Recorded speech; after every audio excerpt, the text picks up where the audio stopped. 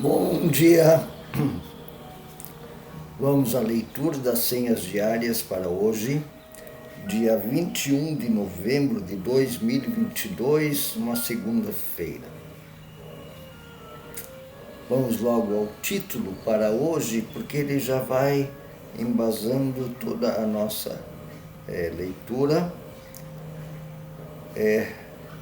menos o segundo texto, que é o texto da leitura contínua, que vai começar a leitura contínua hoje do livro do profeta Isaías. É uma maravilha. O profeta Isaías é uma maravilha.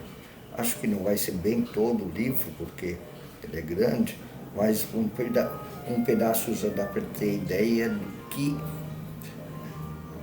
é o livro do profeta Isaías. Esse dá um exemplo do que é um profeta. Bom, mas o título para as senhas e a reflexão de hoje é: a igreja é uma peregrina, uma viajante. Ela está a caminho do reino de Deus, ou como o povo guarani, que também era um povo peregrinante, caminhante, e o povo guarani em busca da terra sem males. Nós somos um povo peregrino, caminhante, viajante, em busca ou na espera do reino de Deus, a nossa terra sem males. A igreja é uma peregrina que precisa estar atenta no caminho.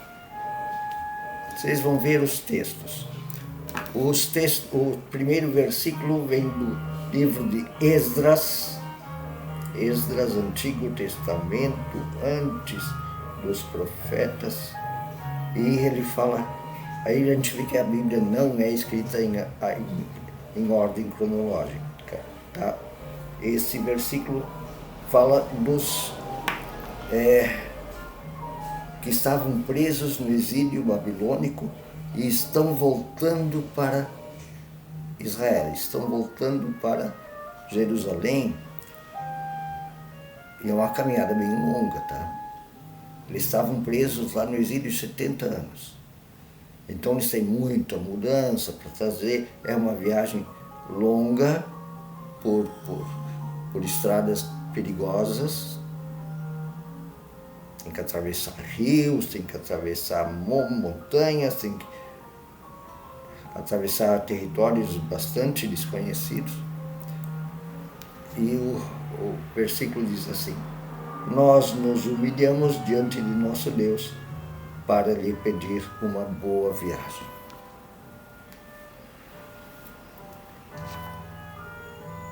E aí vem o segundo versículo, vem do Evangelho segundo João, capítulo 14, versículo 6. Jesus Cristo diz: eu sou o caminho, a verdade e a vida, ninguém vem ao Pai senão por mim. O caminho, a verdade e a vida, a igreja peregrina, e uma igreja viajante, peregrina, atenta no caminho. E a oração vem de Johann Amos Comenius e Theodor Gill. Mostra-me com Jesus, teus dons, o caminho por este mundo. Dá que eu tenha esperança firmada em ti, que abandona o que se desfaz na caminhada, e ganha, pela direção da graça, aquilo que permanece. Às vezes, numa mudança, algumas coisas se desfazem e ficam para trás, mas novas se ganham. Assim também na caminhada da igreja. Algumas coisas às vezes tem que se desfazer para ganhar novas, né? E se aceitar as novas que vêm na caminhada. Onde a igreja muda, a igreja tem que mudar também. A igreja tem que se contextualizar, tem que se modernizar nessa caminhada, né? Ela só não pode perder o valor principal, a verdade, a justiça, o amor, Eu sou o caminho, a verdade e a vida. No caminho ela tem que manter os valores centrais, mas também tem coisa que tem que mudar, tem que se perder às vezes e ganhar novas.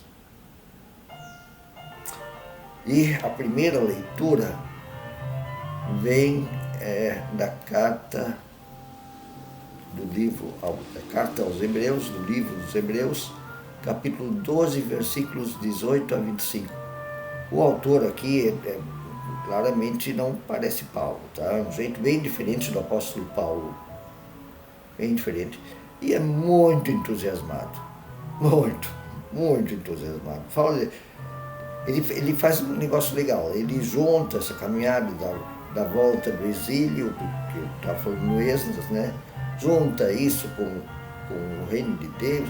Então, com a chegada ao reino de Deus, então ele transforma um pouco Jerusalém, assim, que maravilha, Jerusalém, os milhares de anjos, um exagero, tá? Ele está misturando ali com o reino de Deus, mas a gente entende o sentido. O lugar onde Deus mora, isso é o reino de Deus, e ele junta isso com Jerusalém, é meio forçado assim.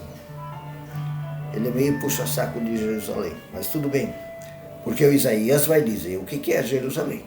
Não é nenhuma coisa de santo. O povo de Israel não era nada de santo, nada. Então, Hebreus 12, 18 a 25. Vocês não chegaram ao monte que se podia tocar e que estava em chamas, nem as trevas, nem a escuridão, nem a tempestade, ao soar a trombeta, ao som das palavras tais, que os ouvintes rogaram que nada mais lhes fosse dito, pois não podiam suportar o que lhes estava sendo ordenado, até um animal se tocar no monte, deve ser apedrejado. O monte de Sião, onde está Jerusalém, é tão santo, vocês nem tocaram nele, porque se um animal tocar no monte, deve ser apedrejado, porque ele tocou no monte de Deus. Então é um exagero assim, tá?